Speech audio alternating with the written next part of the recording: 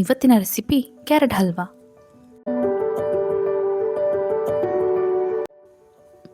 ಮೊದಲಿಗೆ ಸ್ಟವ್ ಮೇಲೆ ಪ್ಯಾನ್ ಇಟ್ಕೋತಾ ಇದ್ದೀನಿ. ಇದಕ್ಕೆ 2 ಟೇಬಲ್ ಸ್ಪೂನ್ ತುಪ್ಪ ಹಾಕೊಳ್ತಾ ಇದ್ದೀನಿ.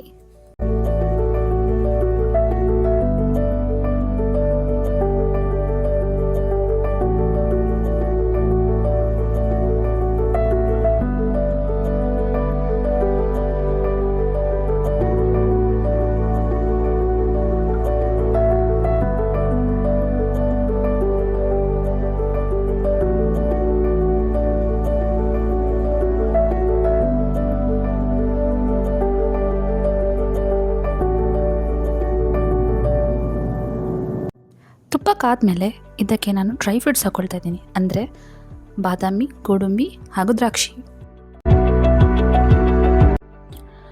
ಡ್ರೈ ಫ್ರೂಟ್ಸ್ ಎಲ್ಲನೂ ಲೈಟ್ ಗೋಲ್ಡನ್ ಬ್ರೌನ್ ಕಲರ್ ಬರೋವರೆಗೂ ಫ್ರೈ ಮಾಡ್ಕೋಬೇಕು. ಇವಾಗ ನಾನು ಡ್ರೈ ಫ್ರೂಟ್ಸ್ನೆಲ್ಲ ಸೈಡಲ್ಲಿ ಇಟ್ಕೊಳ್ತಾ ಇದ್ದೀನಿ.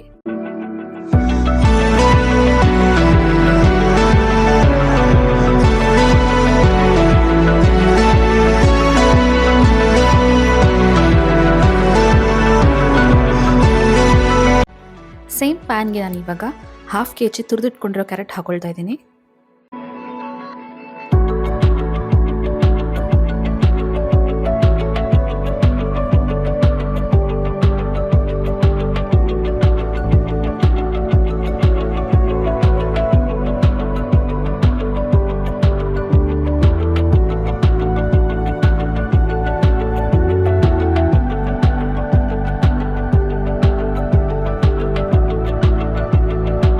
ಕ್ಯಾರೆಟ್ ಚೆನ್ನಾಗಿ ಫ್ರೈ ಮಾಡ್ಕೋಬೇಕು.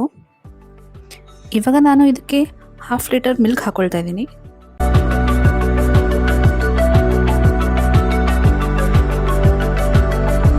ಫೈವ್ ಟೇಬಲ್ ಸ್ಪೂನ್ ಸಕ್ಕರೆ ಹಾಕೊಳ್ತಾ ಇದ್ದೀನಿ.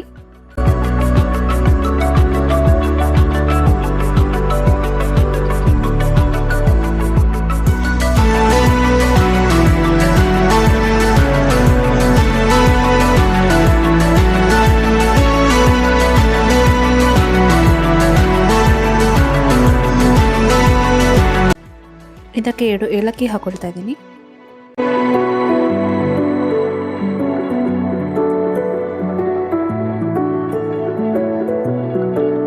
ಇವಾಗ ಇದಕ್ಕೆ ಫ್ರೈ ಮಾಡ್ಕೊಂಡಿದ್ದ ಡ್ರೈ ಫ್ರೂಟ್ಸ್ ಎಲ್ಲ ಹಾಕೊಳ್ತಾ ಇದ್ದೀನಿ.